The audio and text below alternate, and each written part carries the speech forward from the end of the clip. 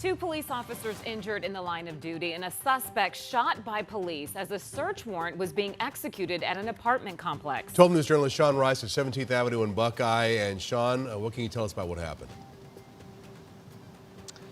Yeah, Troy Kriebe, good evening to you both today. Phoenix Police Chief Matt Giordano, in his first week after being appointed as the new chief of police here in Phoenix, told us that thankfully those two Phoenix police officers who were injured in the line of duty are expected, and they are continually hoping that they will make a full recovery. But he tells us today it was an extremely dangerous situation that members of their special assignments unit were under. That's a highly trained and highly specialized team that really makes those high priority and oftentimes highly dangerous felony arrests here within the city of Phoenix. And when they were attempting to do just that today, they were immediately met with gunfire. Let's take you to some Sky 12 video as this scene played out really between Grant and Buckeye all along 17th Avenue here in Southwest Phoenix. This was the scene as it just grew in size right after about noon. The shooting happened about 30 minutes earlier at 11:30 this morning. On scene, we were able to capture dozens of officers in bulletproof jackets. They were holding long guns. They were wearing helmets. They're all a part of that SAU unit. Now, police say multiple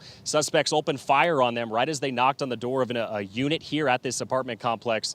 The officers' gunfire in response did strike one man, and he is at a local hospital with life-threatening injuries. Now, before coming to the scene here today, Chief Giordano said he visited both of those injured officers at a local hospital. He said it is a sobering reminder of the danger members of law enforcement face here in the Valley on a day-in and day-out basis.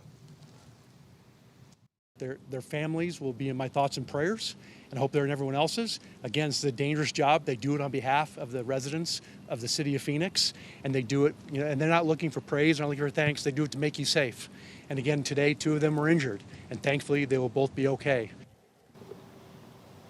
And this afternoon, I have had a chance to speak with multiple locals, people who live in and around this area, even some people who live in this apartment complex where the shooting happened. None of them were surprised that police were here to execute a search warrant as they were looking into some kind of criminal activity. Many of them described this area as flooded with all kinds of crimes on a daily basis. It's a day-to-day thing for us.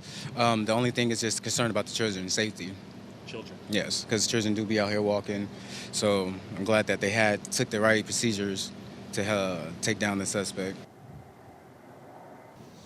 And many other people echoed that same sentiment, that they're extremely grateful that those officers were not fatally injured, that they are expected to make a full recovery. Now, two pieces of information we're still expecting to learn here in the coming days. What kind of criminal activity were those Phoenix police officers looking into and executing a search warrant for? We don't know that yet.